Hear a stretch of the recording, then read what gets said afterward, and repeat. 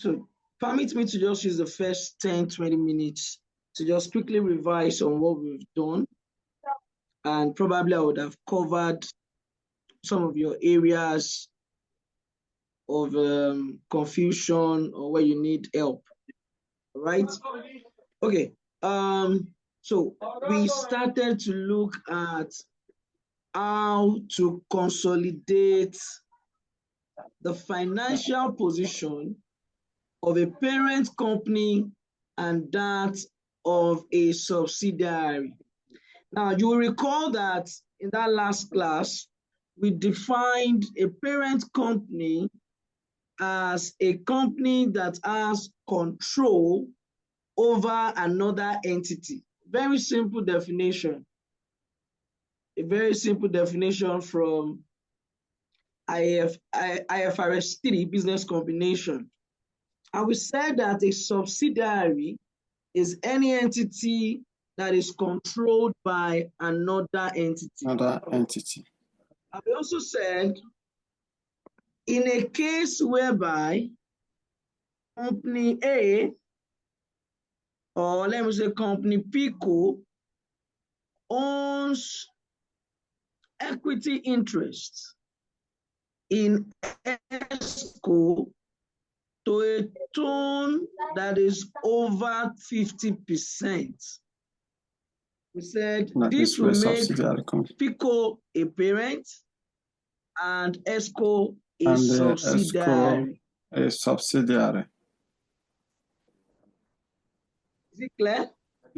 So immediately that happens, you have established that PICO is a parent.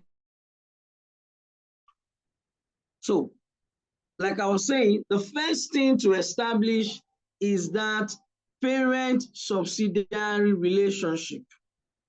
Now, after I have done that by testing, and how do I do that? It's very simple. I am looking at the question. I am looking at the ordinary shares. Sorry. I'm looking at the ordinary shares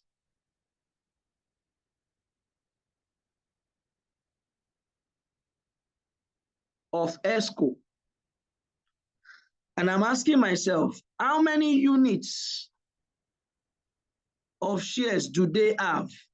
In the instance here, it might be that they have 20,000 shares.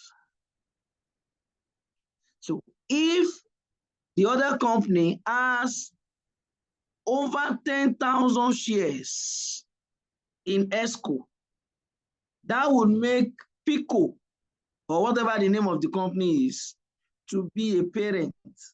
I can easily check that way. Because what this means is 10,000 shares will give birth to 50%. If they have anything greater than 10,000 shares, that's already greater than 50%. And we said that will make PICO a parent to ESCO. However, in some instances, the examiner may already let you know what the percentage of holding is, but don't always expect that. However, for the level of questions that we are treating in order to build the block, this will be given to you. As we progress, you will begin to see scenarios where you will not be told how much holding company A has in company B. You will need to get that done by yourself. Okay. Now, in terms of the procedure for consolidation, that is, what is the step I must take to consolidate? We built everything we discussed in the last class on two things. I said, number one thing to do is to cancel out transactions that appear on the financial position of both company A and company B, or items that are the same transactions that occurred between the parent and the subsidiary. We said the first thing we are going to do is to first of all cancel out. And you will notice in the last class, I kept doing something. When I see investment in ESCO, investment in ESCO, which is in the book of PICO, I would cancel it out against the net assets of ESCO. Now, by net assets, I mean, I am going to look at the equity side of ESCO. And I will say, as at the day of acquisition, that is the day that PICO became a parent to ESCO, what were the equity components that were in the books of ESCO? Now, the equity components that are very common, you will always see, will be ordinary shares. You will see share premium. You could see revaluation reserves or any other type of reserve. And then you could have what is called retained earnings. These are various components of equity. However, I have said it and I repeat myself, this is the most basic and the most common cancellation that you are going to first of all have to do. Because in the separate financial statement of PICO, this investment in ESCO will be stated there. And in as much as PICO has acquired ESCO, it will not stop ESCO from still stating what the ordinary share capital is, what the share premium is, what the revaluation reserve is, and what the retained earnings, even though they have been acquired. In their separate books, they will still show these numbers. But when you are consolidating, I said the reason why you cancel out is because the idea is that consolidated financial statement, it is presenting the financial transaction of the whole group as though it is one entity. So if it is one entity, it will be impossible for parts of that group to trade with each other and you are still bringing it to the financials.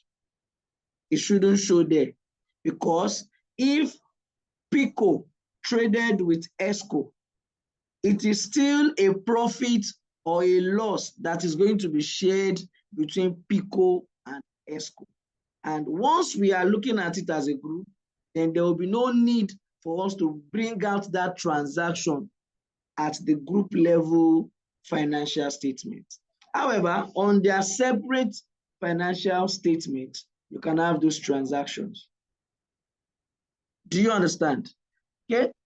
Now, the other one is that, which is a very straightforward thing to do, when I am consolidating, after I have taken out or I have canceled out transactions that existed between the parent and the subsidiary, I said the next thing to do is to begin to add up line by line items. Okay, we saw a situation in terms of cancellation of transactions that took place or that might have taken place between the parent and the subsidiary. Last week, we solved the situation of investment in ESCO versus the net assets of ESCO as at the day of acquisition. Okay, we went further to the case of current accounts, whereby PICO is having a receivable that they expect from ESCO, or a case where ESCO has a receivable or payable that came off their transaction with PICO. We are saying in this instance, the receivable from ESCO and the payable to PICO in their separate books When we get to consolidation, we'll cancel it out against each other. We went further to talk about the case of cash in transit, or what you call goods in transit. If you recall very well, I said the fact that in the book of PICO, we have current account with ESCO, let's say 10,000 naira. And in the book of ESCO, under payables, we have current, this one is assets, receivable, while this one is liability. Sorry, payables. Current account with PICO, 7,000. Now, the assumption we are going to make here is that we are still going to go ahead to cancel out. The fact that these transactions have different balances in the book of ESCO and book of PICO does not mean we will not cancel out. The only thing we will do is that we will cancel out to the extent of this 7,000. The 3,000 that is left will be taken as a cash or goods in transit. To be a cash or goods in transit. The assumption is this, that peradventure, ESCO has paid PICO or has transferred the goods or has transferred the money, the cash. However, PICO is yet to recognize it, or PICO is yet to receive the fund for whatsoever reason. So it will not stop us from canceling out this 7,000. We'll cancel out the 7,000. We'll let the 3,000 remain as a cash or goods in transit. Now, usually in practice, this will be ironed out. Ironed out in the sense that you will need to come to a conclusion so that whatever reconciliation needs to be done will be done before consolidation is carried out. However, in theory, we'll just make that simple assumption that there's a cash or there's a goods in transit. Okay. We went on to talk about a scenario where we started with investment in subsidiary being the same amount as the net assets that was acquired. Okay, let me make that case here.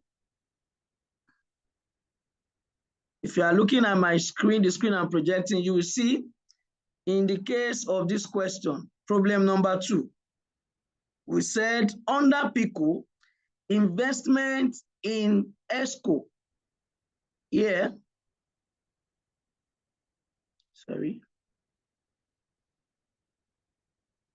was 20,000.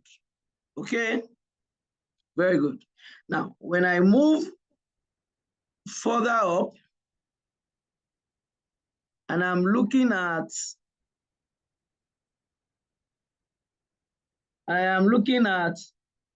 the ordinary shares. Mind you, this company was acquired from inception, meaning that when they acquired the company, they did not acquire retained earnings. It was after the ESCO has been acquired that they made this retained earnings. I need these points to be very clear to you. You know, when I was saying net assets acquired the other time, I said the components of equity is what represents the net asset that was acquired at the acquisition date, right? Now, if the company was acquired since incorporation, meaning that the company had not made 1 naira profit when it was acquired. Therefore, this retained earnings was accrued after ESCO had been acquired. So therefore, the only net asset that PICO acquired is this 20,000. And if you look closely, it is this same 20,000 that we canceled out against this investment. It's a very simple situation here.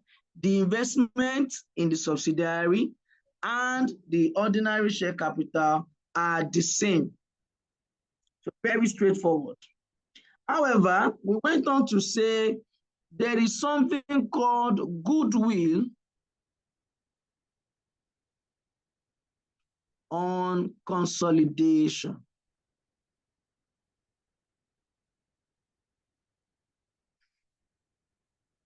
And goodwill on consolidation simply means that when we look at the purchase consideration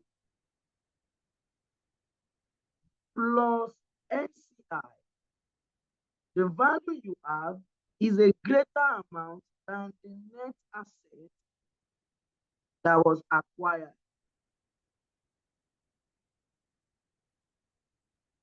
So therefore, that difference would be referred to as what? Goodwill on consolidation.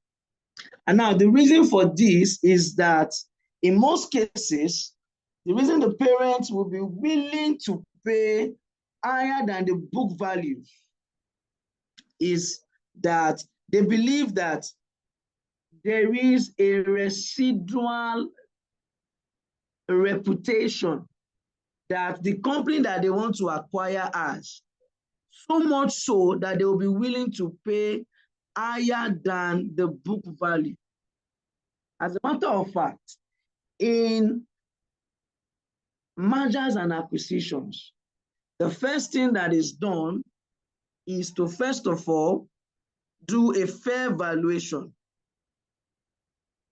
Okay, you can't Latif says you can't get my initial explanation on goodwill. My network is absolutely fine. Does any other person have complaint about hearing me? No, yeah, we can hear you loud and clear. We can hear you. Okay, good. So what I'm trying to say is this: goodwill on consolidation simply means that when maybe because I have not explained NCI in my revision of what we did last week. Last week, we said NCI is non-controlling interest, meaning that there is a possibility that, yes, the parent owns the subsidiary, but it does not own it wholly or fully. You might have a case where a parent, PICO, owns ESCO only to the tune of 75%. Now, the remaining 25% will be owned by parties that we are going to call non-controlling interest. Now, IFRS 3 says that this non-controlling interest, we should treat it as part of the group. The only thing that we are going to need to do is to have a separate line on our consolidated financial position and state the value of the NCI. I'm going to come back to NCI. But now, when I want to cancel out against net assets of the subsidiary, I am going to be canceling out against 100%. But don't forget that the purchase consideration of the parent was only for 75%. So therefore, it makes sense for me to add NCI, which is the remaining 25%. Is that clear now? So that is why when I want to calculate goodwill on consolidation, I'll need to add the purchase consideration plus the NCI, the other parties that own the other parts of the subsidiary. Add them together, then less the net assets that was acquired. If this amount, purchase consideration plus NCI, is greater than the net assets acquired, then you are going to have what we call goodwill on consolidation. Okay, let's quickly look at that. But before we even go there, let me quickly remind you on what we said about NCI as well. We said, yes, the NCI may be 25%. But when I want to calculate the value of NCI, we said there are two methods. Who can remind us? I want somebody to remind us so that I can know that we are following. We said there are two methods that can be used to value the NCI. I think you said proportionate of fair value, and the full Proportionate market share share. of Proportionate share. net assets of subsidiary and the full fair value. Thank you very much. God bless you. You really tried. Okay. So what we said last week, you must not forget this. Proportionate share, if the examiner is quiet as regards the method to use, look at the question very well. Your question will be this: did they give me market value? Or they gave me only book value? Let me quickly differentiate between the two. You see, the ordinary shares of any company will have what they call book or nominal value. What we mean by book is that it is the price you will see when you are looking at the financial position of that company. Now, when I come here, I see 20,000 1 naira ordinary shares. This is telling me that these 20,000 ordinary shares, each one of them is 1 naira per share. But where did I find this price? I found it on the financial position, status of financial position. It is a book value. I had to look into the books to get this price. However, if I am told that on the stock exchange market, or I am told, whichever way they put it, that the shares of ESCO is trading at 2 naira 50 kobo per share, this one is what somebody who owns shares of ESCO will be willing to receive in exchange for the shares. This is what they call market price. Now, if examiner asks me to do full or fair value, if I am to value NCI at its full or fair value, then I am going to use market price. However, if examiner tells me only this one that is inside his statement of financial position, then I'm going to do proportionate share. When we move further in this class, we will see the implication of proportionate share and full or fair value. Okay? Now, to buttress the point, if ESCO has NCI non-controlling interest of 25%, for instance, in this case, when I want to calculate the proportionate share value of NCI, I will do 25% times all the shares they have, 20,000 shares, multiplied by book value, and this will give me 5,000 naira. This is proportionate share. But if I were to do full or fair value, it will be 25% of 20,000 times 2 naira 50 kobo. All right? And this will give me, I think, 12,500. Very simple and very straightforward. Okay? So this was what we did in the last class. I think we went this length. if my memory serves me right, we began to approach the point where we started to make a distinction between pre-acquisition and post-acquisition retained earnings. But do we understand all that I have revised? I want to be sure before I move on. Maybe I should do this. Let's start from goodwill so that we solve a question on goodwill, and we'll do something on pre-acquisition retained earnings. Okay. PICO acquired the ordinary shares of ESCO on 30th June 2017, when the statement of financial position of each company was as follows. Okay, we're giving a statement of financial position as at 30th June 2017,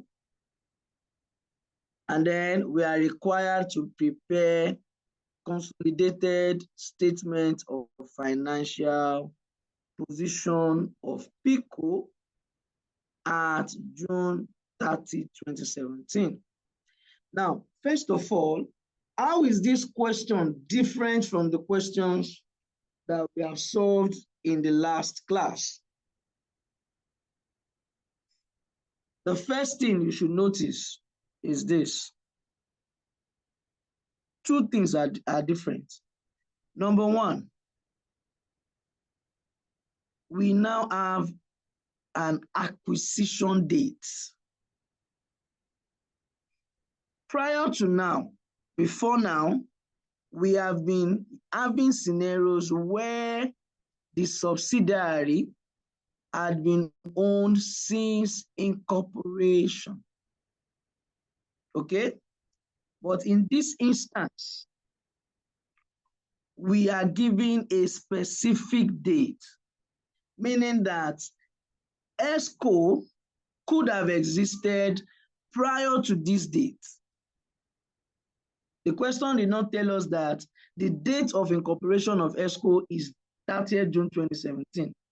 It has only informed us that PICO acquired it on that date. So therefore, it is possible that ESCO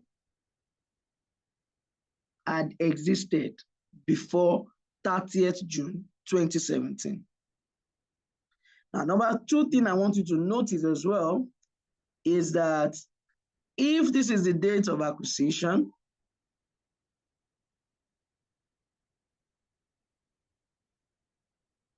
look at investment of PICO.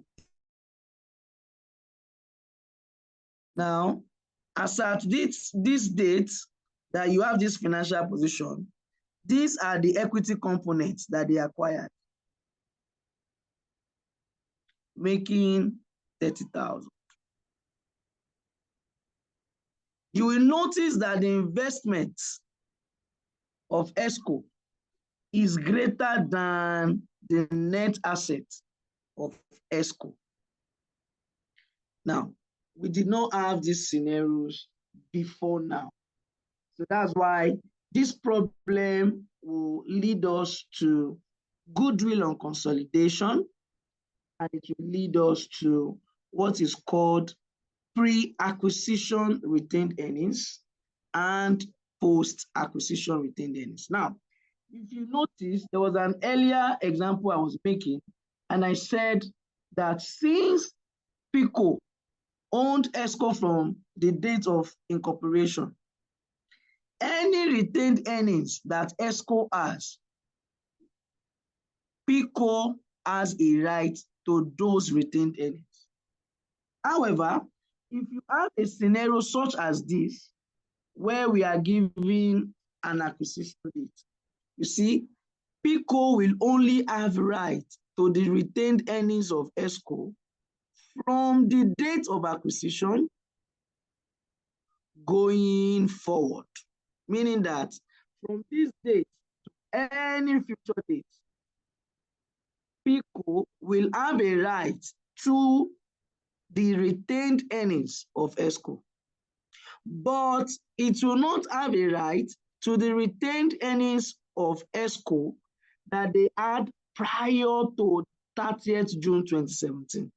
Therefore, this 5,000 naira, which is the retained earnings of ESCO, PICO will not share in this 5,000. This 5,000 will only be used to cancel out their investment in ESCO. Is this clear? Before we show, is this clear? Please, can you go through it again? Oh, Okay. Let us do it like this.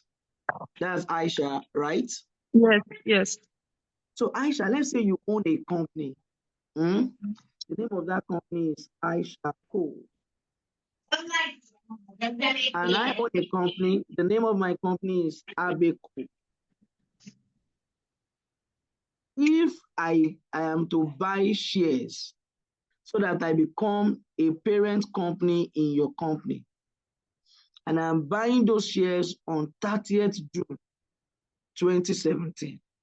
Now, your company had been existing before 30th June 2017, and you had profits that you kept aside, okay?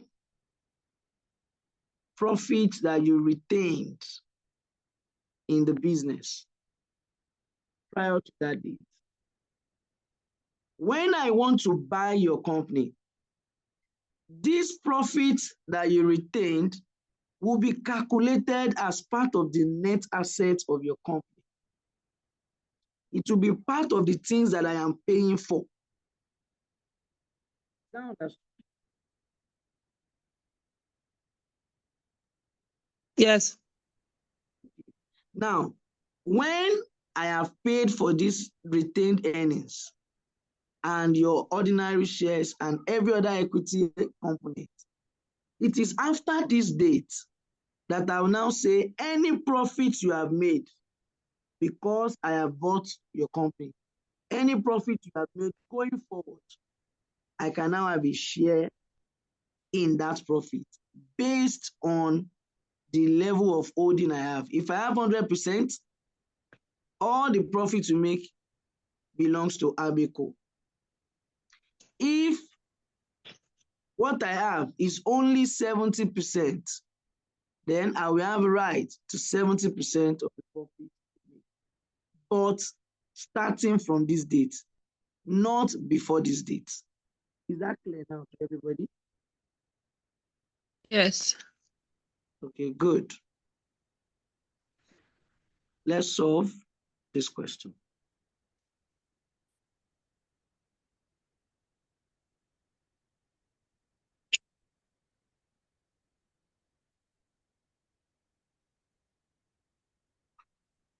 Let me ask now, if I was to share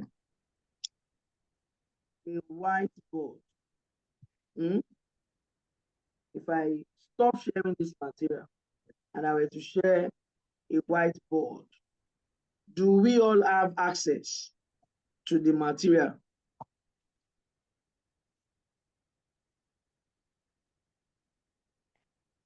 Would you be able to follow? That's what I mean. Maybe you should reshare the material. No, the material is there already. It's on the group. It has It been has just been reshared. reshared. I just reshared it now. It has been reshared already.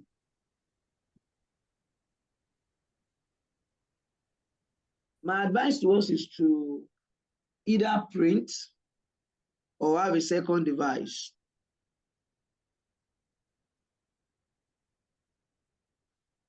Should I go ahead and share a whiteboard? That's my question. Or you want me to solve here? So I think the whiteboard will be better.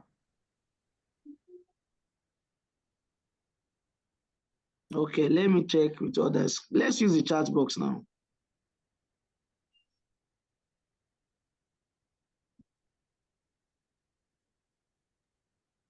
So what do you mean by whiteboard? Is it like a Word format that you can send later? Oh, I don't know. No. I will stop sharing the material wholly. You will not see the material at all. You just see a whiteboard and my solution. Whiteboard as in a physical whiteboard? Yeah, on your screen. Basically on your screen. Okay. But Let me we can send have you. it after. We can have the This is the copy after. whiteboard. Is the material printed? Do you have the material printed? We normally do the printing once after the class. The other instructor also shared some solutions, and then we print. So let me just explain the thing. She wants to know if you use the whiteboard after writing on it, it will be shared. So basically, I think that is what will happen because this class is recorded, and at the end of the day, it's transferred to the group. So Yes. yeah. It will be. So that's it. That's what she wanted to find out. So I can go ahead and use the whiteboard there. Yeah, you can go ahead and use the whiteboard. I have my phone with me, so I can use the phone to get the question. All right. Okay. So this question we're about to solve is on page what? Page 28. Start 30th. So the first thing to do, Pico. All right. I'm going to draw this line. I will use it for walkings. Sorry. Now, Pico, we're told, I said, first of all, determine the group structure. Now, according to this question, this tells me if the examiner has not mentioned anything else, I can assume that Pico bought ESCO fully, 100%. The second thing is, what is my acquisition date? Some people use the acronym DOA, date of acquisition. The date of acquisition in this instance is 30th June 2017. Okay? What is my consolidation date? Date of consolidation. Some people like to call it DOC. It is the same 30th June 2017. Okay. Do I have NCI? My NCI is 0 because parent owned 100%. So the next thing I will do now is goodwill. Do we have goodwill? Okay, let's find out. I said your goodwill will be purchase consideration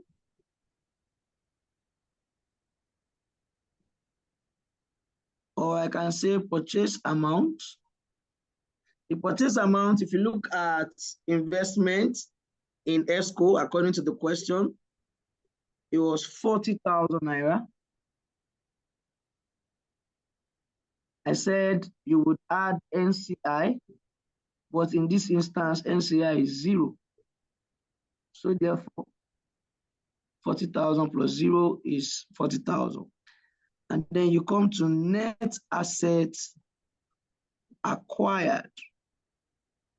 So as at this date, 30th June 2017, you must make reference back to it because this is the day you acquired. You now ask yourself, as at this date, what is the ordinary share capital of ESCO? According to the question, we were given the financial position of ESCO as at 30th June 2017. And what you will see there as ordinary share capital is an amount 25 naira. What are the other equity components as at that day? We have retained earnings. So note, you must always use what is called pre-acquisition retained earnings. How much? 5,000.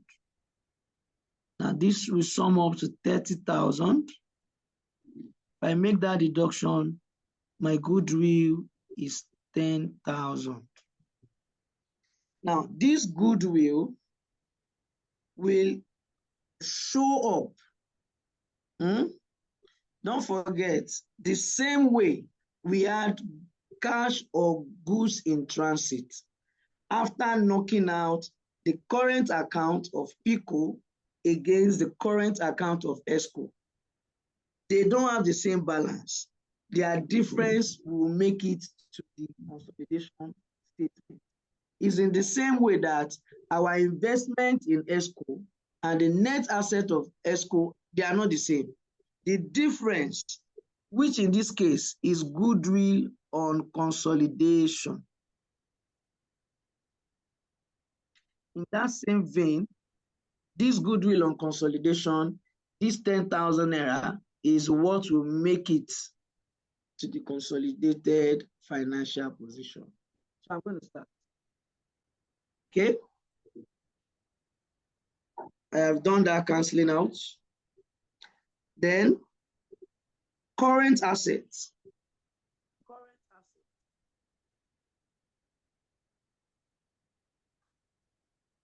Will be 20,000 in ESCO plus 20,000 in PICO plus 30,000. Now, in your exam, you are not expected to do this on the face of your solution. I'm only doing this because of space. As much as you can go to your work note and do these additions. Okay? This is 50,000. Everything sums up to 60,000. For equity, mind you, we have cancelled out the ordinary shares of ESCO, so I won't add it.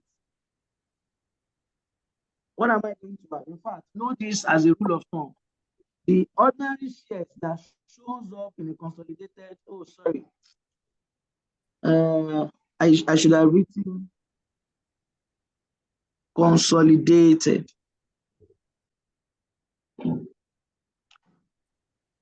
So what I should have written is consolidated statement of financial position. Okay. And let me move on. So ordinary shares. It is the ordinary shares of the parent that shows on the face of the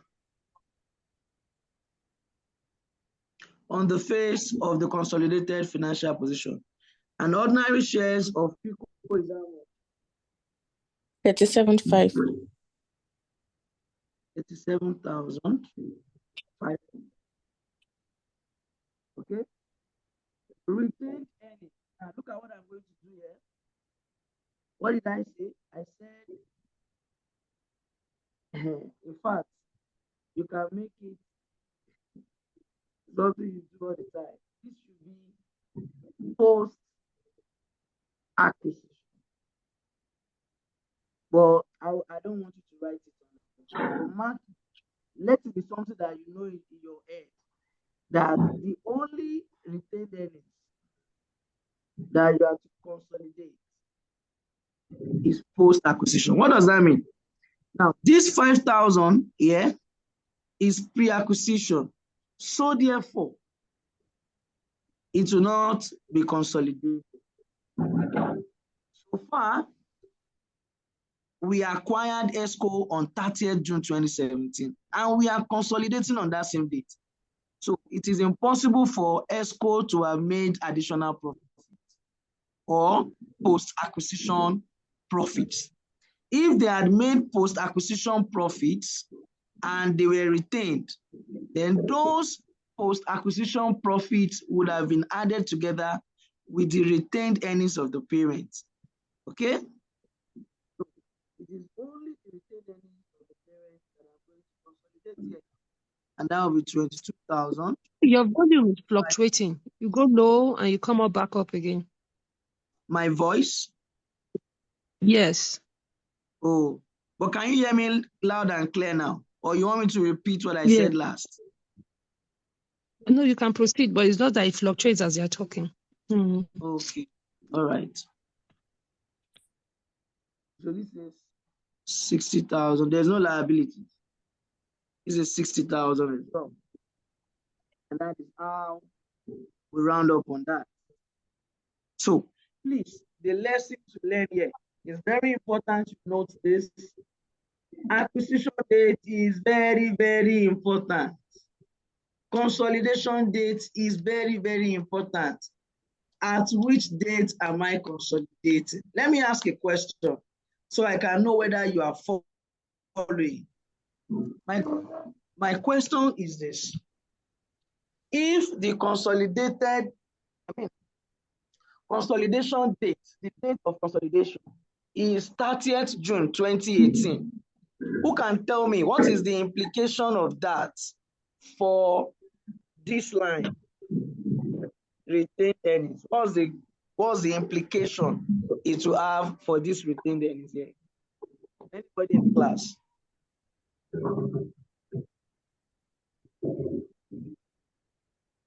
It will mean the retained earning will include the 5,000 because since it was acquired on the 30th June 2017. Not exactly. Okay. Not exactly. But I like the idea. It's just a small thing that you missed out on. Any other person? Don't put a figure to it because we have been told that that 5,000 belongs to ESCO before the date of acquisition. So you most likely would have seen on the retained earnings of ESCO, you would have seen an amount that is greater than 5,000. So that 5,000 would have come as an additional information. So let's say, for instance, retained earnings of ESCO as at 2018 was 12,000. When I get here, I am going to add this 22,500 plus the post-acquisition retained earnings of ESCO. And now, what will be the post-acquisition retained earnings of ESCO?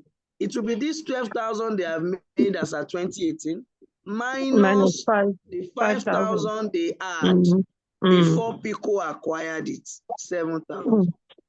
So I will consolidate this 7,000 by adding it to this 22,500. That would have been the case. And we're going to get there. But do we understand this explanation and this solution?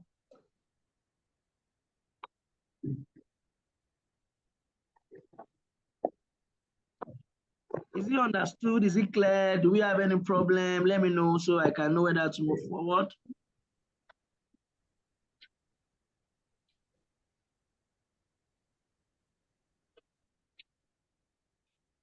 Okay, nobody is talking. It means it is clear.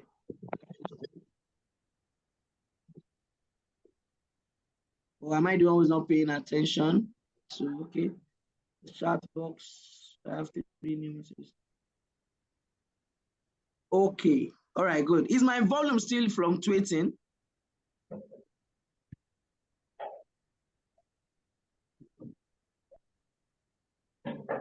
It's okay now, sir. Okay. All right, don't mind me. I like to get a lot of feedback when I'm taking the class so that I know I'm not alone, even though I'm alone talking for the most part. All right, give me a second. Give me a second.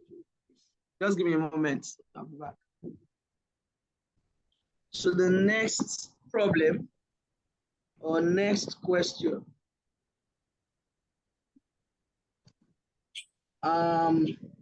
where we have goodwill and there is non-controlling interest. I think we solved this last week, but let's go ahead and solve again. So here we are told that PICO acquired the ordinary shares of ESCO on 30th June 2017, when the statement of financial position of each company was as follows. The non-controlling interest is measured at proportionate share of the net assets of the subsidiary. Okay, who can quickly tell me what does this mean? The last statement. NCI is measured at proportionate share of the net assets of the subsidiary. What am I going to multiply by? Is it book value or is it market value? Put your answer in the chat box. Is it book value or is it market value?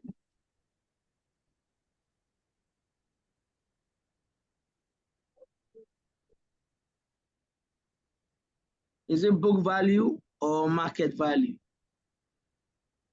When I get 5 answers, I'll move on. Book value or market value?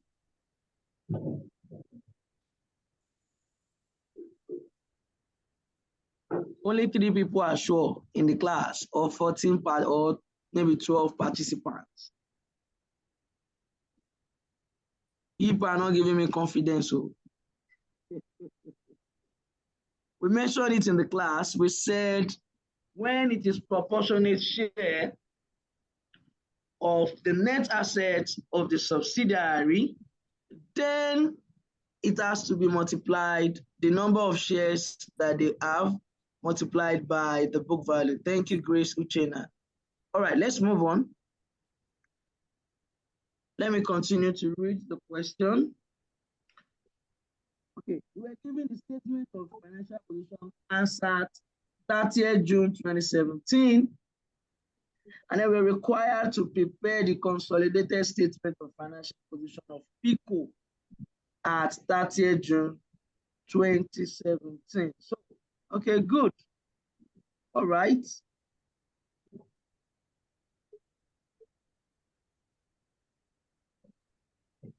Now, you will notice something. I told you the first thing to do is to try as much as you can to determine the group structure. This is where my solution is. I'm going to say PICO consolidated.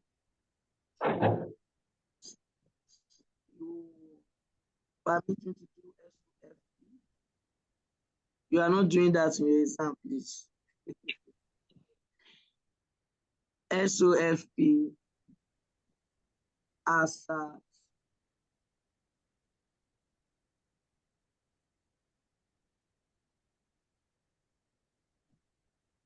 June 2017. Now look at my workings.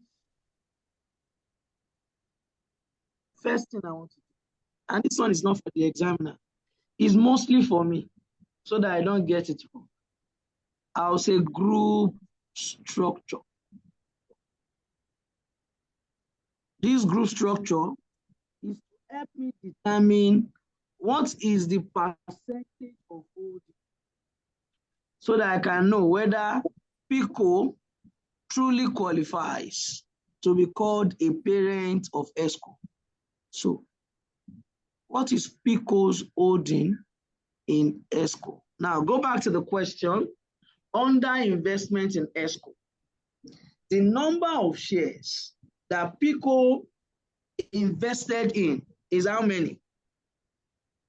20,000 ordinary shares. Are you looking at it? 20,000 ordinary shares. But when you come to the equities, under equity of ESCO is 25,000 ordinary shares, meaning that when PICO acquired ESCO, it did not buy all the shares. All right? Somebody trying to speak to me?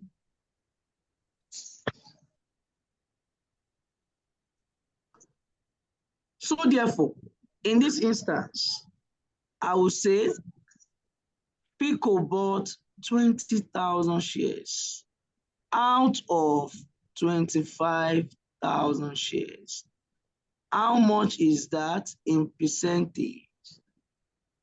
That will equals, that's 4/5. That's 80%. All right? Now, so therefore, this is their holding. Therefore, since you have, what did you say? Am I wrong? Are we together? Yes, sir. Okay, good. Now, the next thing to look at is what is the acquisition date. Like I said, some people like to use DOA, date of acquisition. Our date of acquisition is 30th June 2017. Our consolidation date. Some people like to call it date of consolidation, DOC, is also 30th June 2017. NCI, this time around, is not zero. Now, if parent is equal to,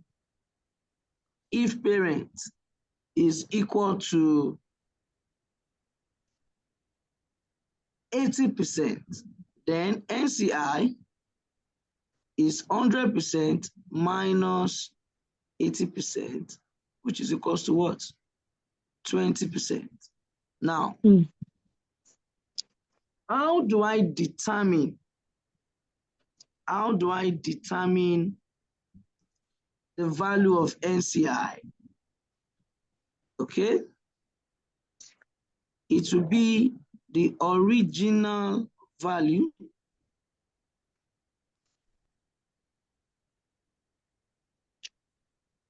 plus what? Plus their share of retained post-acquisition retained earnings. Share of ESCO post-acquisition retained earnings. Now, what is going to be their original value? The original value of NCI is going to be 20%. I taught you that already. It will be 20% multiplied by number of ordinary shares is 25,000 multiplied by book value. Now, book value is 1 naira, Abi. Therefore, the original value is 5,000. All right? Now, we do not know what share of post-acquisition retained earnings that they are going to get. So let's move forward. Let's calculate goodwill.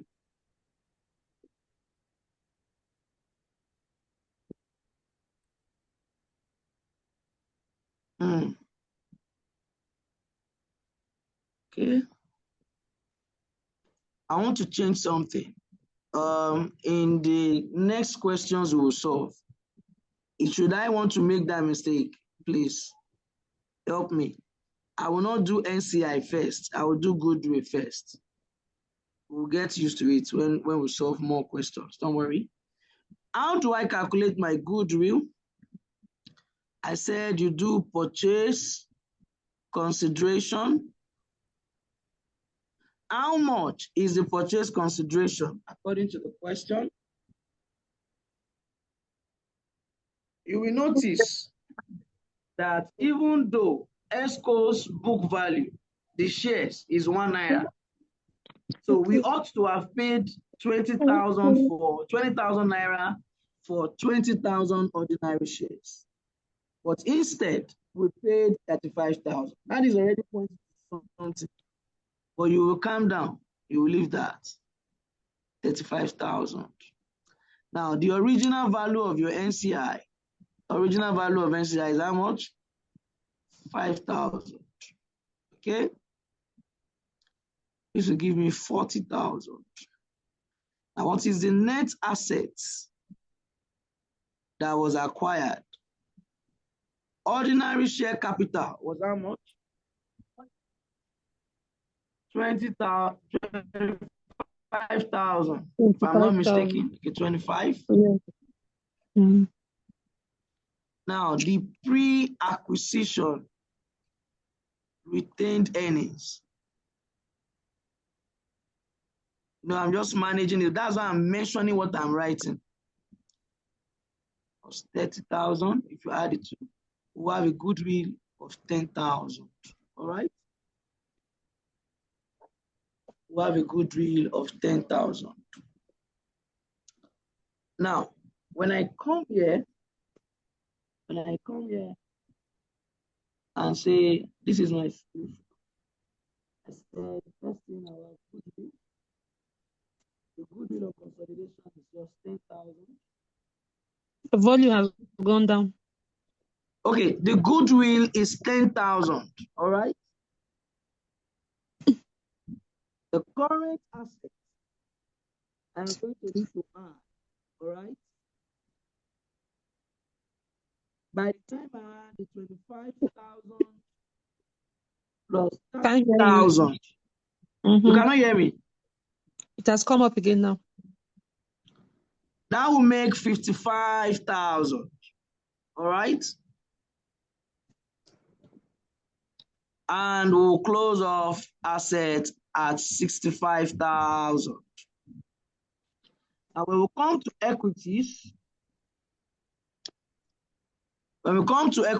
I said as a rule of thumb, this is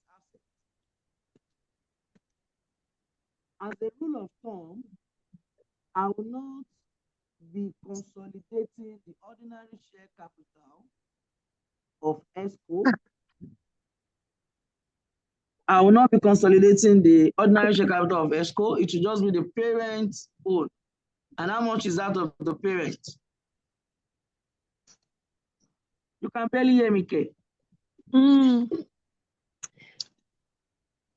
How about now? Is it better now? It comes up and goes down. I don't know why. That means it's the network then, because I've tried to maintain high volume. I'm speaking very loud. If you can hear me now, let's hope that it won't go down again. Let's continue. Okay. Now, the ordinary share capital of the subsidiary is, of the parent rather, pardon, is 37,500. Okay. Then the retained earnings. Now, we still have the same issue here. It is still the same 5,000. It is still the same 5,000 that is here, this pre-acquisition that we still have on the book. And the reason is because the acquisition date and consolidation date is the same. Maybe if we had gone further, by the end of 2017, ESCO would have made some profits, and those profits would be post-acquisition retained earnings, and we'll be able to consolidate that. But that is not the case here. We will only take the retained earnings of the parent because there is no post-acquisition profit. Okay. So I'll come here and I'll say retained earnings, only that of the parents. If I add this, it makes 60,000. But hold on, I am not done with equities yet. You know why?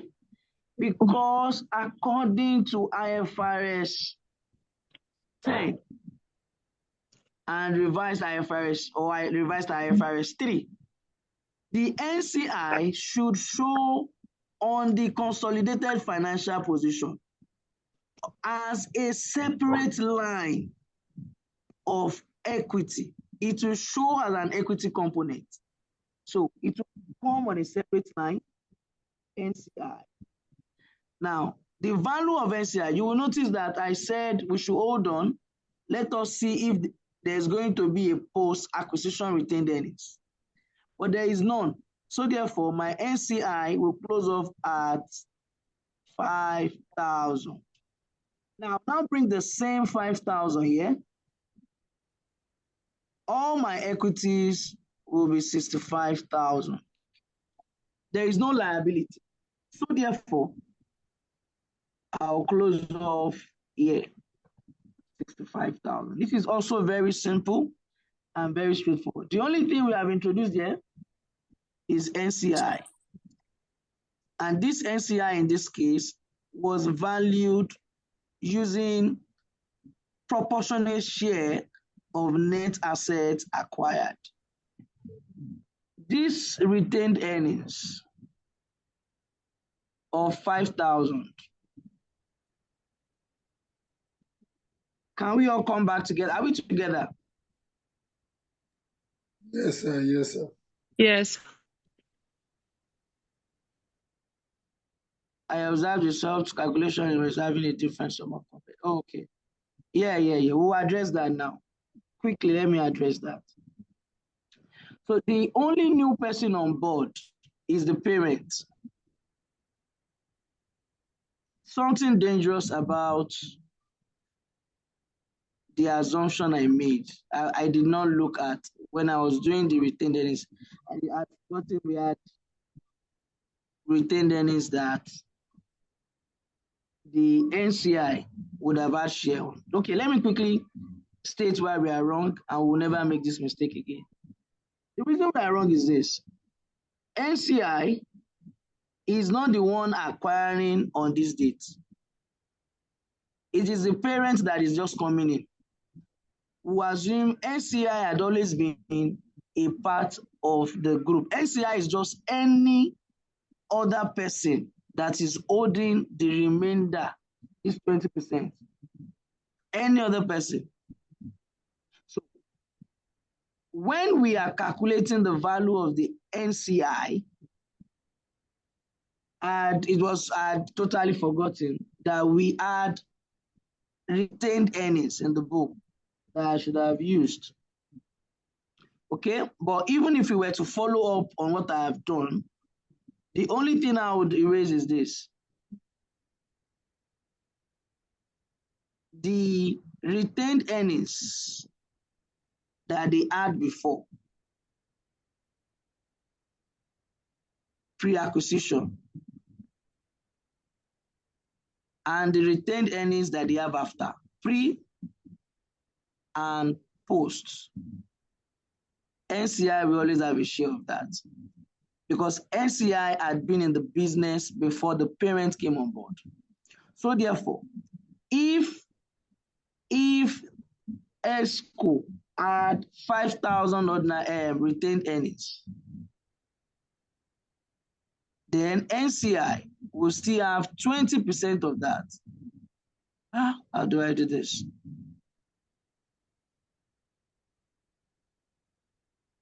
%20 of 5,000 will definitely be 1,000. And this would have been 6,000, all right?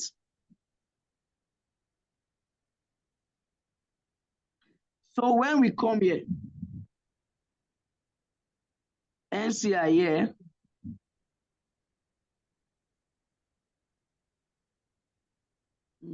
it's a structural thing. It's a structural thing. It's the way I structure the solution that caused this. 41%, 41,000.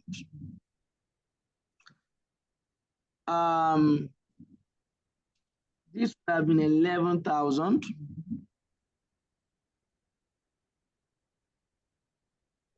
So when I come here, 11,000. I still solve this question on Sunday for CR. So apologies, my dear students. NCI would have been 6,000. Okay. So we do not only learn when we get things right, we also learn when we get it wrong. So you see how the whole thing balanced, and I would have moved on with the agenda that everything was okay, not remembering that I had neglected this 5,000. Okay. Now, is there another way to do this? Because I don't want you to make mistake. You know, I was mentioning the other time that I should remind me that was something came to me then. I should have been careful. That NCI, I will solve for NCI after I have solved for goodwill. That is going to be our practice going forward. This is one of the reasons why it is important to do that first. Okay. Let's go for another question. Or do we have any question?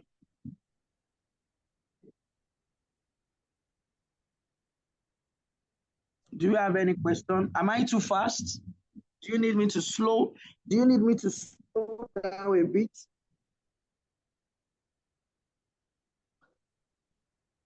Because for me, I want us to move ahead. Are we good? Let's use the chat box, please.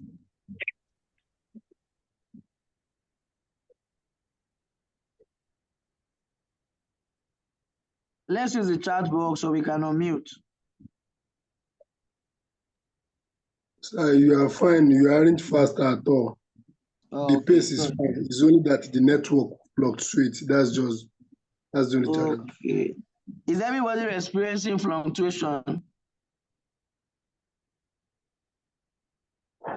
Yes.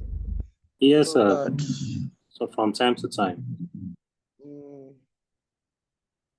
Okay. All right. Let me move on. Let's look at the next question.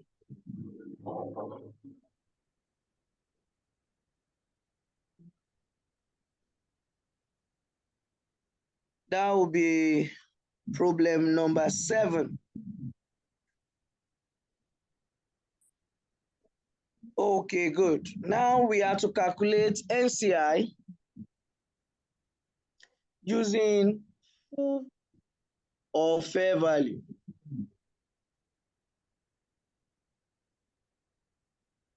Now, let's read the question. PICO acquired the ordinary shares of ESCO on 30th June 2017, when the statement of financial position of each company was as follows. The non-controlling interest is measured at full or fair value.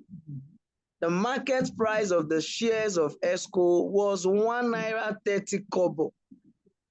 I have told you by implication, the meaning of this is that to arrive at the original value of NCI, I'll need to multiply the number of shares that they have in ESCO by ₦1.30, which is the market price. But we'll come back to that. Okay, we have a similar question. A very similar question. Now, I would have even loved to solve using the same writing I had done, just erase some things. But no problem, it's give us opportunity to start afresh. I hope I'm being heard. All right. So workings.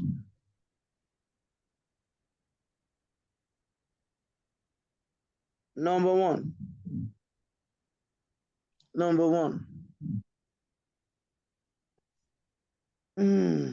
Okay, good. Number one, group structure. Group structure. What did they tell us about? Is the same thing, right?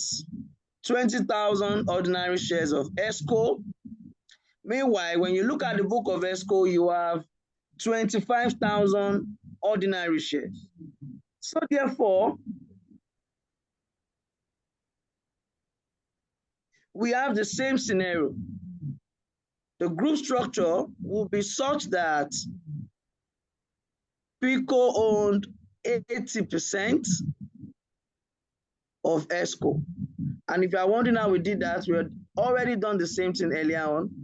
It's 20,000 over 25,000 times 100, okay?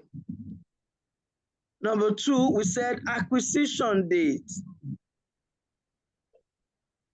Acquisition date is 30th June 2017. Number three, consolidation date. We have our financial position on this same date. Okay? How do I know consolidation date? Just read the requirement. That is very simple. Just go to the requirement.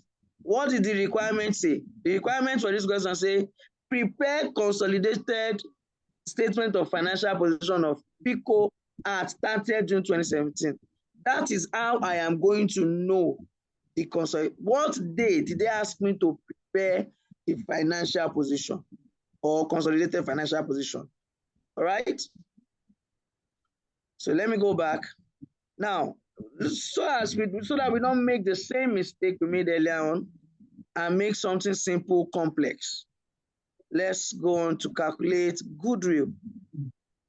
Is there any goodwill? It looks like it, yes. Now, the parents' purchase consideration was an amount 35,000, if I'm not mistaken.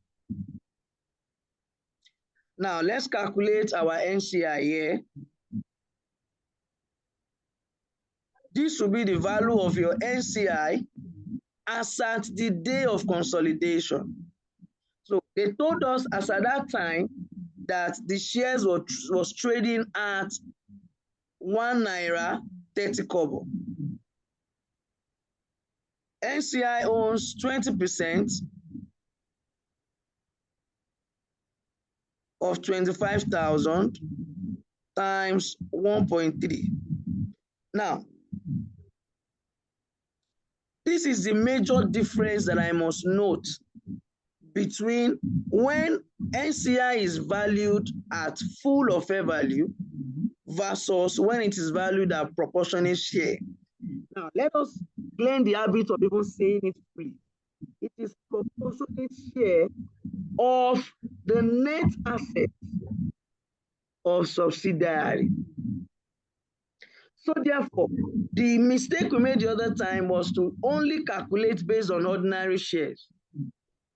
It would have been correct if we did not have retained earnings, but to be on the safer side, just go to the question, what was the total equity as at the date of acquisition?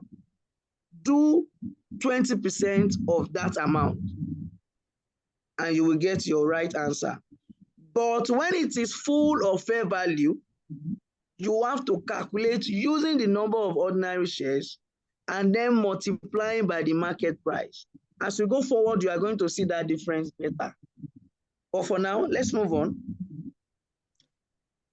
So this will be how much? 5 times 1.3. 6,500. 6,500, thank you. Making 41.5. Now, net assets acquired. Net assets acquired. Ordinary share capital of ESCO was 25,000. Retained earnings pre-acquisition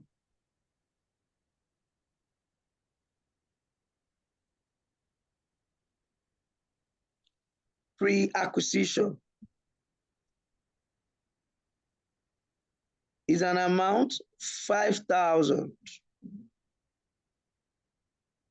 Therefore, the net asset acquired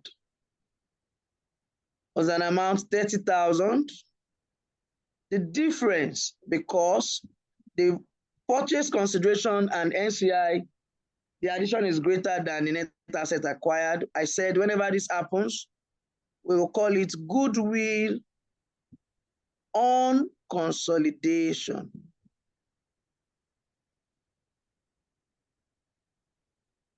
Now I can go ahead with my solution. I can go ahead now. Why? Because there is no post-acquisition retained earnings. We are still going to get there. And I have made mention of that in the last question we solved. I said there is no post-acquisition retained earnings because we are consolidating as at the date of acquisition. Okay? Solution, PICO.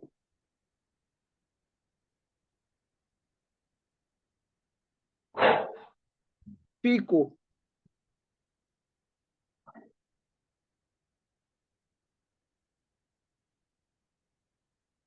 Consolidated SOFP at 30th June 2017.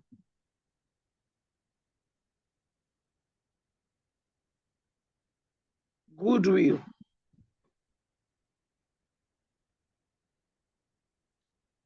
I want to ask a question. Maybe anybody can try. Why do you think emphasis is laid to call it goodwill on consolidation? We have not discussed it in class. It's just, I just want to see whether anybody could try.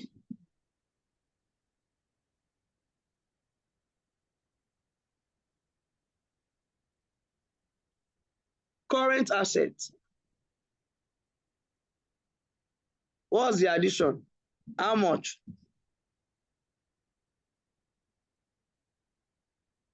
$55,000. 55,000. This will be 66,500. Then when we come to equity, equities. Ordinary share capital, I think it's 35,000. All right. The retained earnings, we have said if there is post-acquisition retained earnings, that's when we will add. There is none for ESCO. So we take that of the PICO alone. And that's an amount how much? 22.5. Okay, I made a mistake. This one is 37.5. Where's my phone? So ordinary share capital for ESCO, for PICO is 37.5. Retained earnings is 22,500. This will give me 60,000. And then I have NCI on a separate line, 65. 66,500.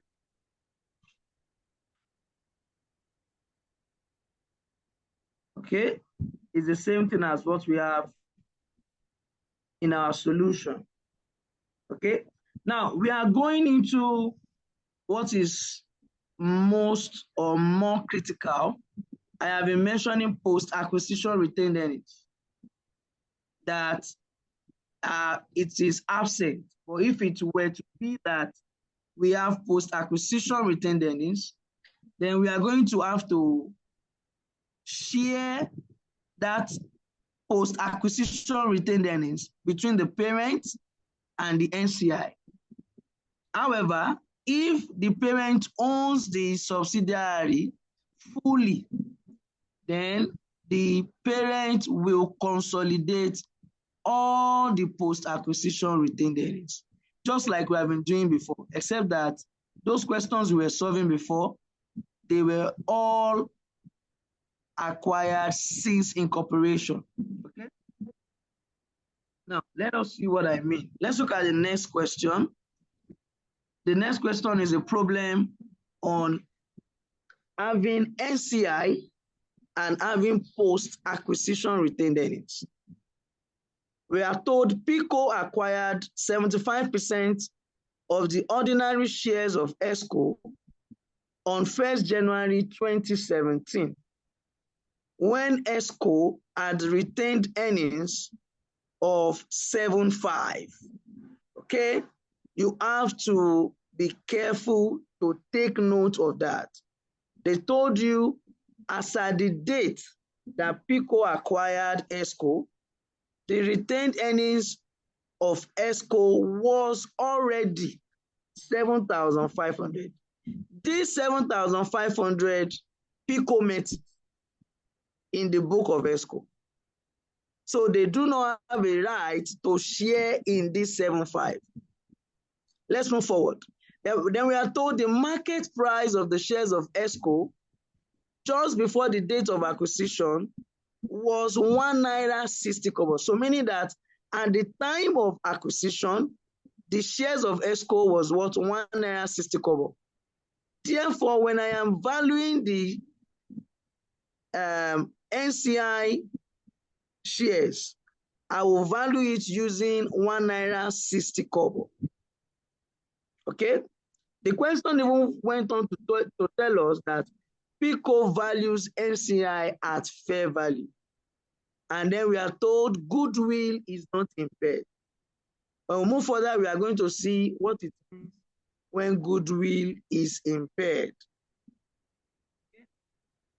And in this question, we are told to prepare the consolidated statement of financial position of PICO at 31 December 2017. Now, because of space, I will first of all do all necessary workings before I will now show you the solution.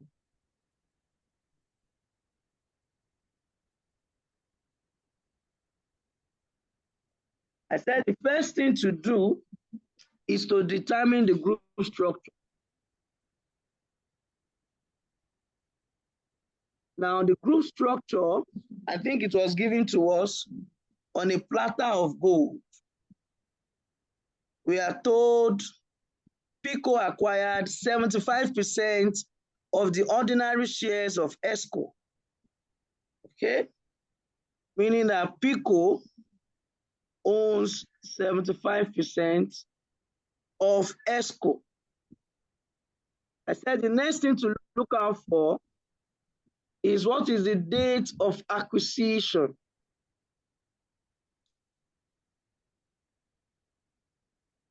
We are told date of acquisition is 1st January 2017. Now, what is the consolidation date? Somebody tell me, what is the consolidation date? I have told you how to get your consolidation date. 31st December 2017. God bless you. 31st December 2017.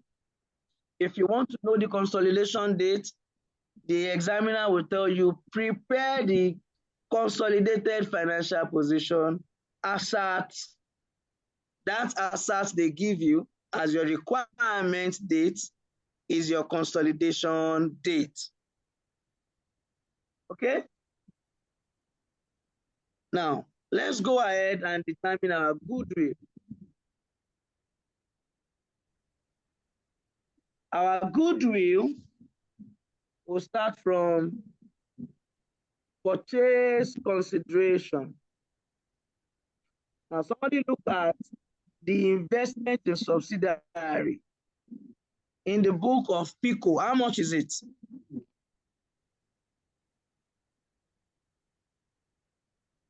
34,000.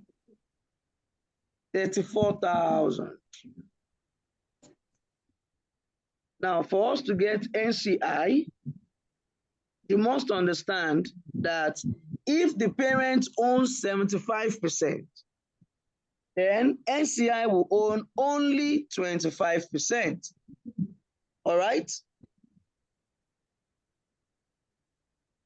25% multiplied by how many ordinary shares are in ESCO, were we told? 25,000. 25,000. And because we are valuing at or fair value, then I am going to need the market price of the shares of ESCO at the date of acquisition. Question told me it is ₦1.60. When we multiply all of this, what do we get? 10,000. We get 10,000.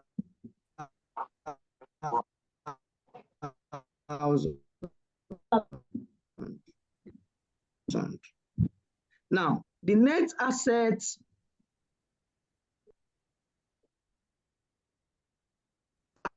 acquired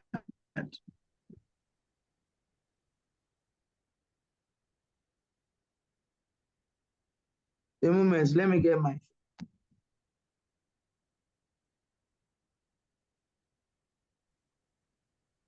okay. Now, the net assets acquired will be ordinary shares. Ordinary shares of how much? ESCO's ordinary share capital. 25,000. 25,000. Now, remember, at the date of acquisition, anything I want to put here as net assets acquired must be what is in the book of ESCO at the date of acquisition. Now, if you look at your question, the financial position of ESCO, is it as at 1st January 2017? Is it? No. So, meaning that the retained earnings I am seeing on that financial position is not the retained earnings they had as at the date of acquisition. The question already provided me that information. The only other net asset that they had in the book as at 1st January 17, the question told me that they had a retained earnings to the tune of 7,500. This is why the retained earnings that come here, the share premium that comes here, the reserves that come here must be things that are already in the book of ESCO before acquisition, not the date of consolidation. When the question differentiates between acquisition date and consolidation date, you need to be very watchful and very careful. Okay, so I'm going to add this. This is 32,500. And this will give me an amount 11,500. Is that clear? Is that clear to us? Yes. Now, another thing that I must do calculation for that I had not been doing before is what they call group retained earnings.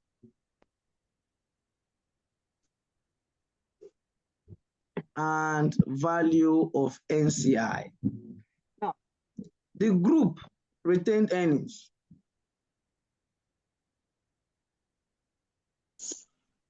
What is PICO's retained earnings? PICO's retained earnings. How much is it?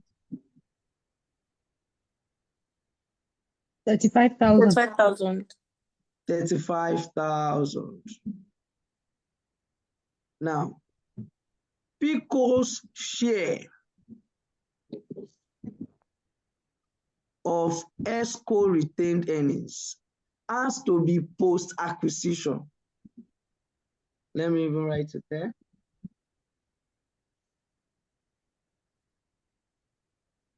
Post-acquisition retained earnings, okay?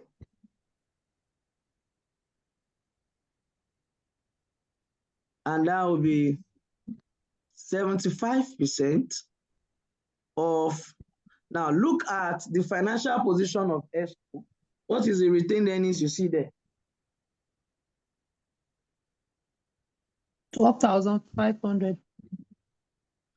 12,500. I'll deduct 7,500. You know why? As at the end of December 2017, retained earnings was 12,500. Okay? As at the beginning of that year, 1st January 2017, it was 7,500. So it means that the difference between 12,500 and 7,500 is what ESCO is the profit that ESCO realized between that period after acquisition date. So it will be 75% of 12,500 minus 7,500. And if you treat the bracket, you have 5,000. 75% of 5,000 is how much? 3,750. And that will give me an amount 38,750. Now don't forget that the value of your NCI would also have increased. Why? Because they are also going to take the remaining 25%. Are you with me? The remaining 25% of the post-acquisition retained earnings of ESCO. NCI originally was 10,000 at the date of acquisition. I can say at acquisition.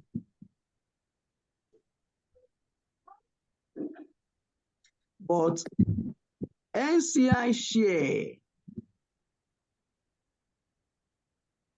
of ESCO post-acquisition retained earnings will be 25% of 12,500 minus 7,500, which is 5,000. Now, 25% of 5,000, I think that's 1,250. This will give me 11,250. Now, this is all the workings I will do. This is all the workings I will do. This is the first question or the first block we have come to where there is the acquisition date is different from the consolidation date. This is the first question. And I said that will give rise to what is called post-acquisition retained earnings. We said further that the post-acquisition retained earnings should be consolidated in the financial position, consolidated financial position. How do we consolidate it? We are going to split it into that which belongs to the parent and that which belongs to the NCI. Meaning that as at the time we are going to be consolidating, we would have increased the value of the retained earnings of the parent by a share of the post-acquisition retained earnings of the subsidiary. And we also have increased the value of NCI by the NCI share of the post-acquisition retained earnings of the subsidiary. So am I good to clean off the board and move on and show you the solution now? In fact, I don't need to stress. Go to your solution. You will see what they did, property, plant, and equipment. Okay, let me stop sharing whiteboard and share material.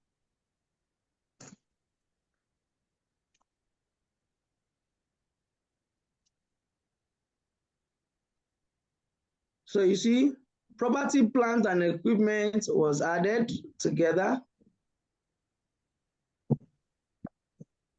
We had goodwill of how much? I think 11,500. Abi? Yes. PPE was added together, giving 55,000. We have cancelled out investment in ordinary share already to get our goodwill. Current asset was added together, and we would have, is that 33, is it 33.5 or 43.5? 43.5. 0001270. What do we have there? What's the total? Oh. What's the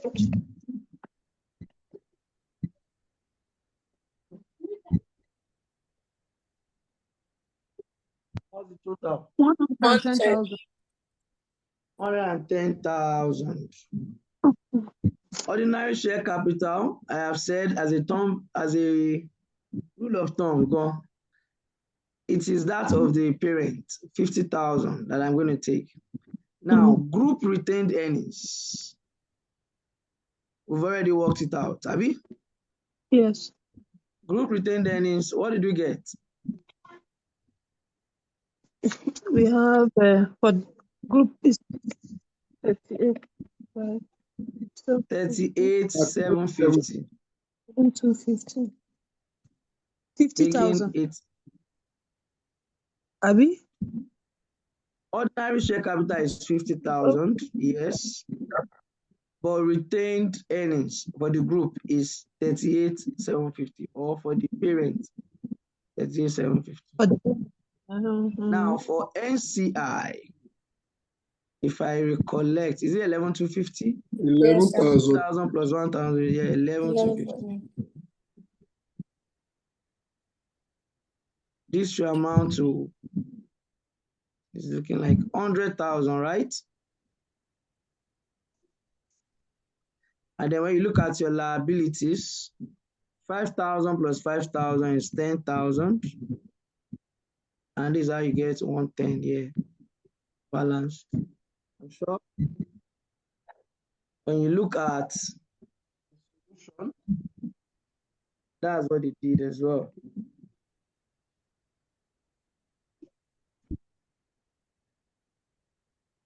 That's what it did. That's what to be done. So please, I want you to follow. I don't want you to come to class alone. I want you to go back after the class, look at this material. You see, the way this material was drawn up, fantastic work by Mr. Wasiu. He put together this material. And it is this same material. It has been enhanced though, but this is the same material that I used when I was writing FR and CR in 2016 and 2017. This was the same material. You will notice that the dates there are 2017 mostly. Okay? It's a very, very important material. He has enhanced it with more explanations. Even when he did not have this much explanation, it was very, very helpful for me.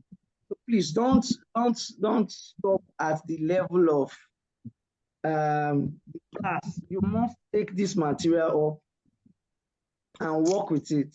It is very self-explanatory. I worked with it years ago, and I'm still working with it now. and I find it very, very useful. Okay, we may proceed to do maybe the last one, the last problem for the night. Let me erase all of this. Okay.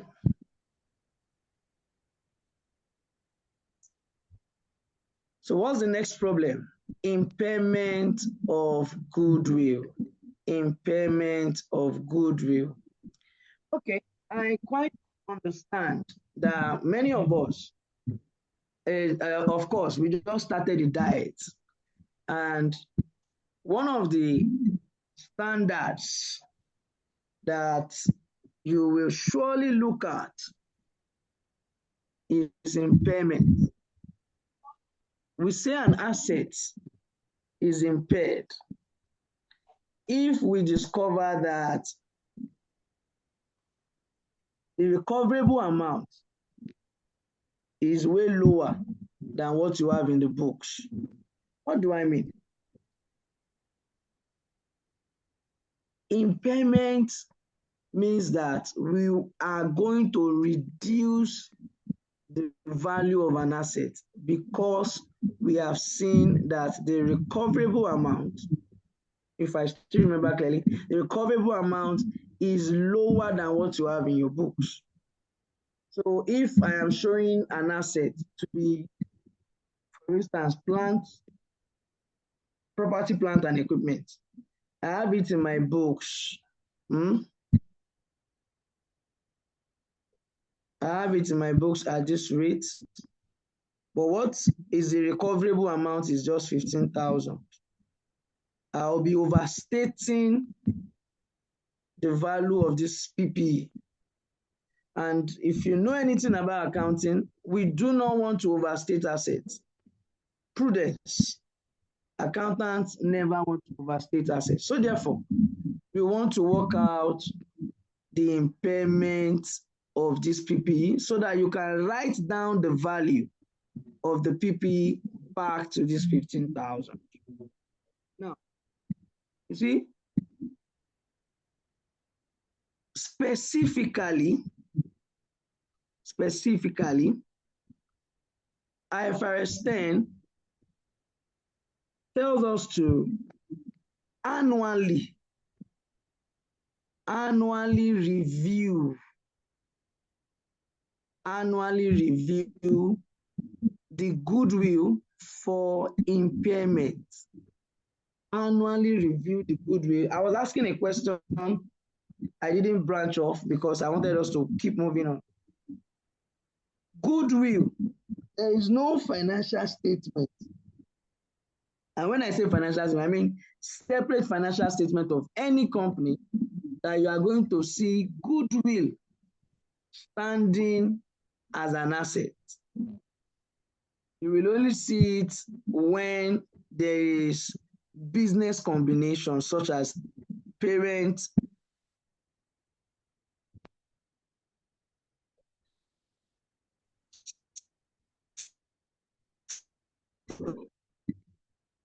subsidiary acquisition. Even when you now have that goodwill, to say that at every point in time, annually, you must review whether your goodwill has been impaired.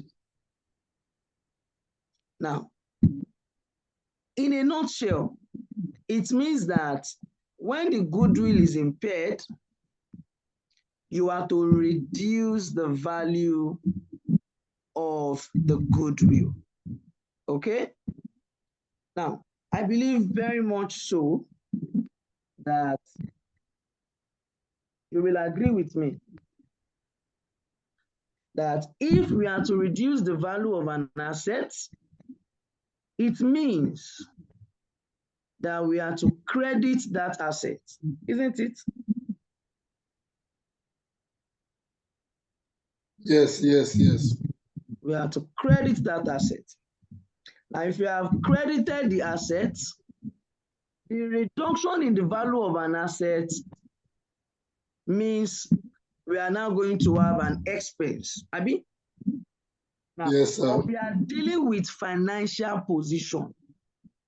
So what is the P&L representation on the financial position? Anybody wants to try? What is that line item on your financial position that is a representation of your profit and loss? Anybody wants to try? Retained earnings. God bless you, sir. It is retained earnings. And why is it retained earnings? It's retained earnings because it is all the profits you've made that are undistributed that you are going to recycle into your retained earnings. So the simple double entry for impairment of goodwill, in this case, will be to debit the group retained earnings and credit goodwill. Now, if we have done this, our assumption is that the goodwill, all of it belongs to the parent. That is why we are debiting only group retained earnings. However, if in any case you believe that, the case is that this goodwill is belonging to both parent and NCI, then what I will do is to say, I will still credit goodwill, but I am not going to debit everything to group retained earnings. I will only debit group retained earnings by the measure of the goodwill that belongs to the parent company. And the remainder will go to non-controlling interest. I'm going to pen this. This is a bit complex.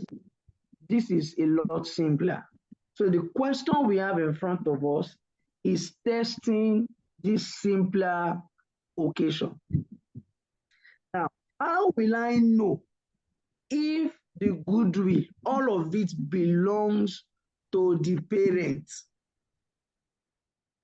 And how will I know if it is to be shared between the parent and the NCI? Very simple question. You see, when NCI is measured at proportionate share of the subsidiary net asset, it simply means that the amount you have attributed to NCI is not an amount that is greater than its share or a share of the net assets. Let me come again. You understand that goodwill will only come up when, if I add the purchase consideration and NCI, if it is greater than the net asset of the subsidiary, that is when I will have goodwill. Now, if in a case we are doing proportionate share of subsidiary net asset, it means that this NCI is directly attributable to this net asset acquired. If it is 25%, it is only 25% of this net asset acquired. If we have a goodwill in this case, it is only the parent that has a value, that is paying for a value that is greater than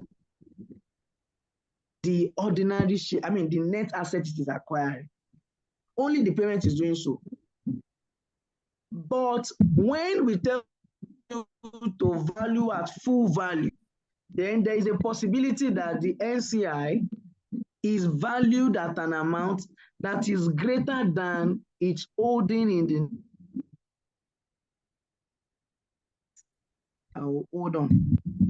It may not be totally clear yet, but it will become clearer when we get to the other questions. But for now, just know that whenever they tell you proportionate share of subsidiary net assets, that is how NCI is to be valued.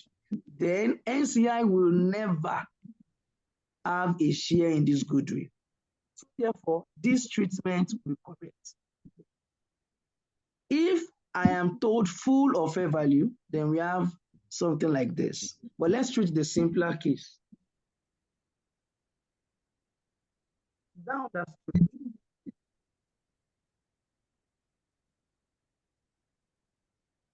Is it understood? How people are not sleeping? We'll soon round up. Oh. We are very much awake, sir. I'm speaking from my own end anyway. I was going to say that. Hey, I hope people are not sleeping. No. Wake up, wake up, wake up. We're almost done. We're not We're not sleeping, sleeping. sir. Aha, because I was not hearing from you. All right, now let's quickly round up.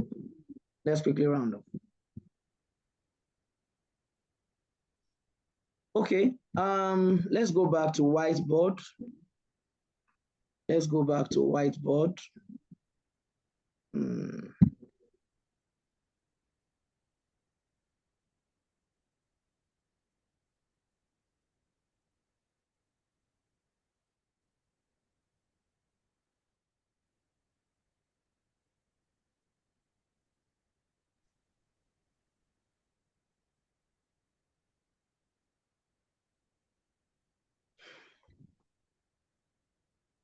Okay. Now let's do I'll just do the workings. I'm just going to show you the workings. First of all, group structure, number one.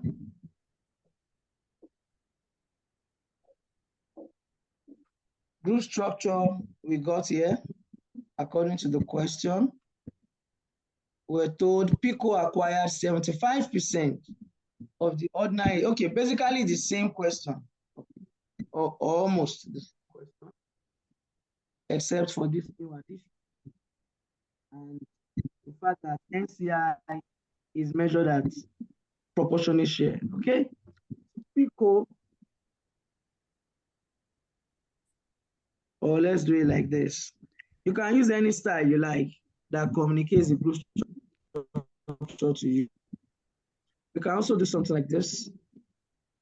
ESCO 75 belongs to PICO, therefore 25% belong to NCI. Acquisition or date of acquisition. 30th June 2017. Oh, sorry. Right? 2017.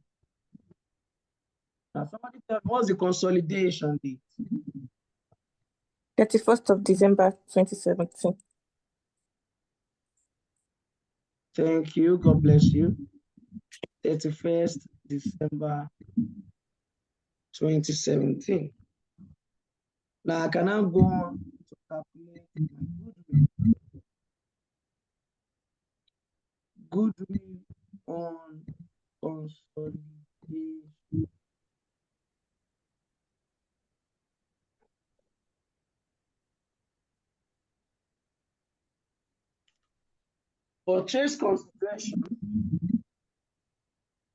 Purchase consideration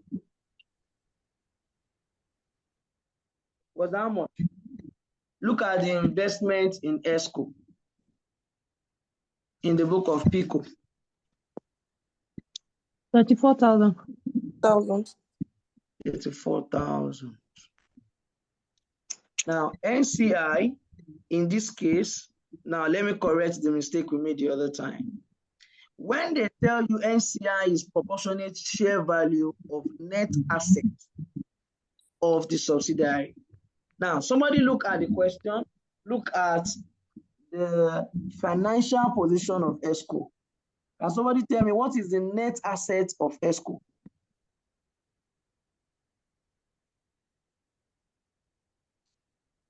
$42,500. Okay, good. Now that 42, hold on. Where did you get this 42,500 from? Say the net asset now. Okay, sorry. 37,500. 37,500. Now, good. Now that 37,500 is the addition of all the equities. Abi? Yes, sir. Now, that is as at 31st December 2017. All right? Yes. As at 1st January 2017, the net asset would have been, they have ordinary shares of 25,000 naira, and they have pre-acquisition retained earnings. Over how much? 7,500. 7,500. 500.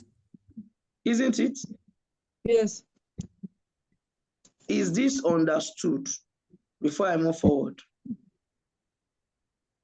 Yes. Good. Now, somebody help me do 25% of this. Of what? Of 37? No, 25,000. First of all, do 25,000 plus 7,500. 32,500. 32,500 multiplied by 25%. How much do you get? 8,125. Now, this is to correct our earlier mistake. So when they tell me proportionate share, just calculate what is the pre-acquisition net asset and do the percentage multiplied by it. Is this straightforward? It's still the same thing as saying we have used book value. So this ordinary share capital, we used book value because book value is 25,000. The only thing is there are other components that make up the net asset acquired. We didn't factor that in when I was doing that initially, that other question, but now we've corrected it. So going forward, we will not make that mistake again. Okay. Now, the net assets acquired. Go to the parlor and watch it. Net assets acquired. Ordinary share capital is 25,000. Now, pre-acquisition retained earnings is 7,500. Everything here is 32,500. All right. Now add 34,000 plus 8,125. That should give us 42,125. Somebody help me. Oh, sorry. So what's our goodwill? 9,625. 9,625. Now, we were told in the question, weren't we? We were told that there was an impairment of goodwill by how many percent? 25%. By 20%. 20%. Impairment. This is what it means to credit the asset. You will reduce it.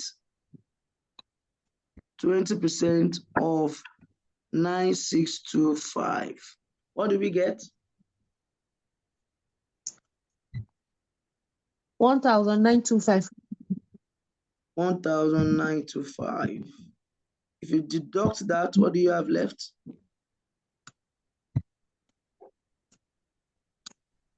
7,700. 7,700. Okay. Please let me write down these figures. Then I will now come to group retained earnings. What is PICO's retained earnings?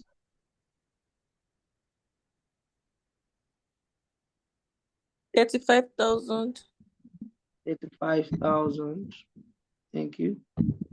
Now, share of ESCO's post-acquisition retained earnings. It will be 75% multiplied by, we said they have 12,500 in their financial position. Meanwhile, as at the date of acquisition, they only had 7.5. So it will only share 75% of post-acquisition retained earnings, which should be 5,000. 75% of 5,000, the other time we said is 3,750. All right? Now, I cannot go on and immediately add up yet. Why? I have told you when it is proportionate share of net assets of subsidiary, we are going to say it means that parent owns all the goodwill. Let me come back to that explanation. I think I have numbers now I can show you. Come over to where we did goodwill on consolidation. Net asset acquired is only 32,500. NCI is holding 25%.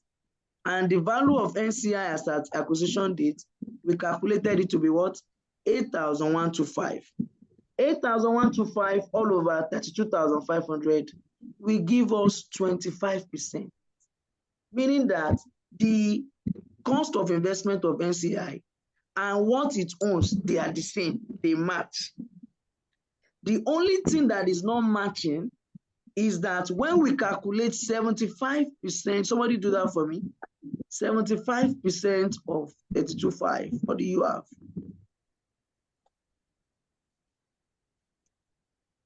24,375. 24,3 what? 375. 375. So now this is the what? The book value. The book value what? Of the shares of ESCO that PICO bought. Is it understood? Is this understood? This calculation I did here, is it understood? Okay, good. Now look at what they paid. They paid 34,000 for something that is worth only 24,375. Now, to further confirm, if I do 34,000 minus 24,375, what do you get? 9,625. Brilliant. 34,000 minus 24,375 will give me 9,625. Meaning that all of this value, all of this goodwill belong to PICO. Because we have seen now that only PICO has paid a value that is greater than what is the book value of our holdings in ESCO.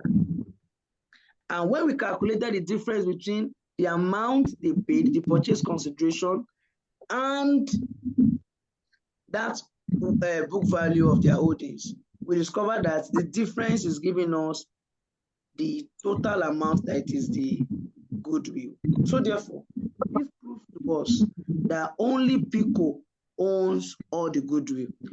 If the goodwill has now been impaired, only PICO will suffer the impairment. Is that clear? Only PICO will suffer the impairment. Oreoluwa, is that clear? Yes, sir, it is. Aisha, is it clear? Yes. Latif, is it clear? Yes, sir. Is Grace still with us? Uchenna Grace, is she still with us?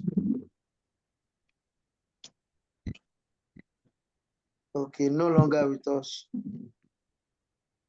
Okay. Now let me round up. We'll now bring in that impairment, yeah?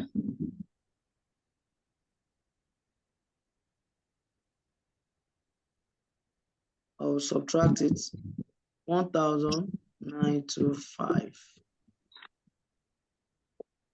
What do you get as your answer?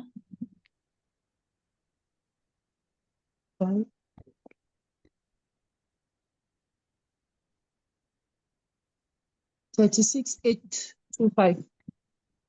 36,825. Okay, let's do NCI. Now, at acquisition, NCI was 8,000. Yeah.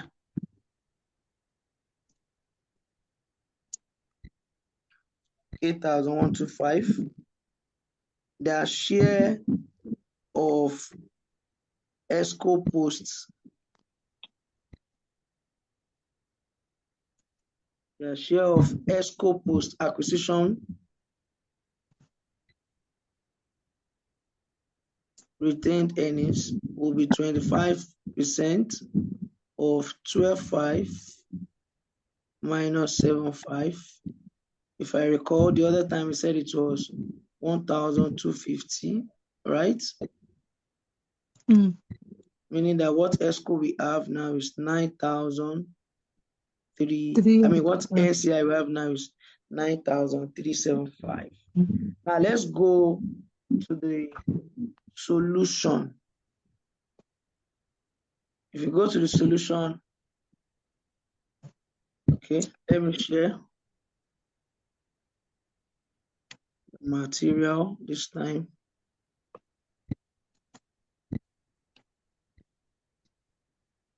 Okay.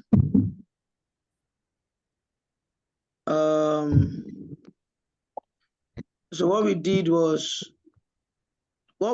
to add up PP 55,000.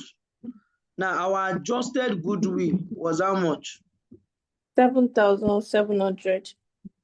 7,700.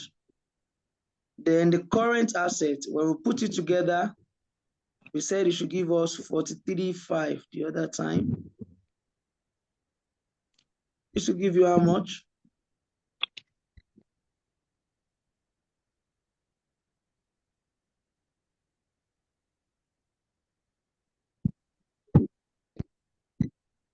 $106,200. 106,200.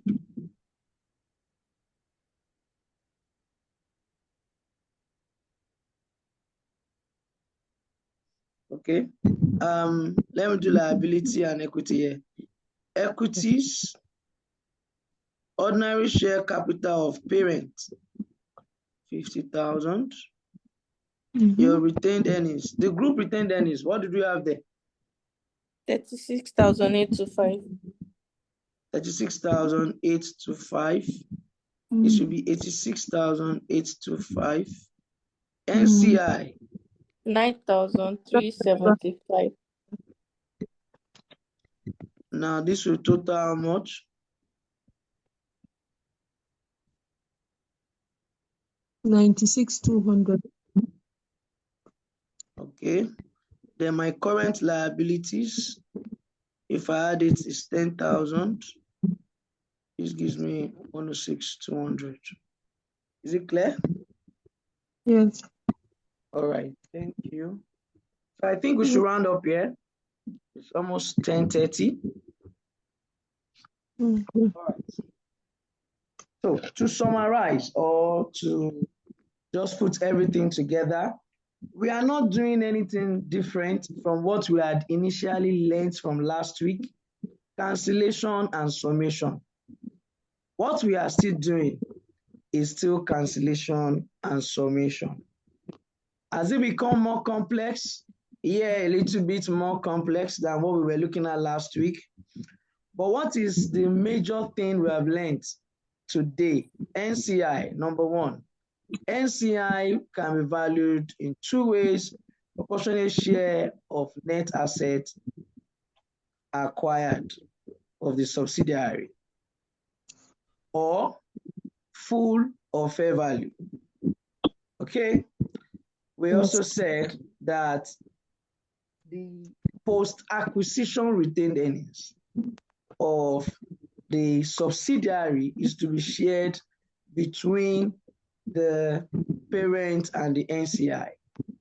We have also reiterated that NCI will show under equities in the consolidated financial position, but it will show on a separate line under equity, a separate line. Okay. We've also gone ahead to talk about impairment of goodwill, which is the last thing we did. We established that when NCI is measured as proportionate share of subsidiaries' net assets, then all the goodwill belongs to the parent. Whilst if it is the other way around, the goodwill will be shared. We'll continue from here in the next class. Do you have any questions for me before I leave? No. Right. Should that be the case, I will see you in the next class. All right. Bye.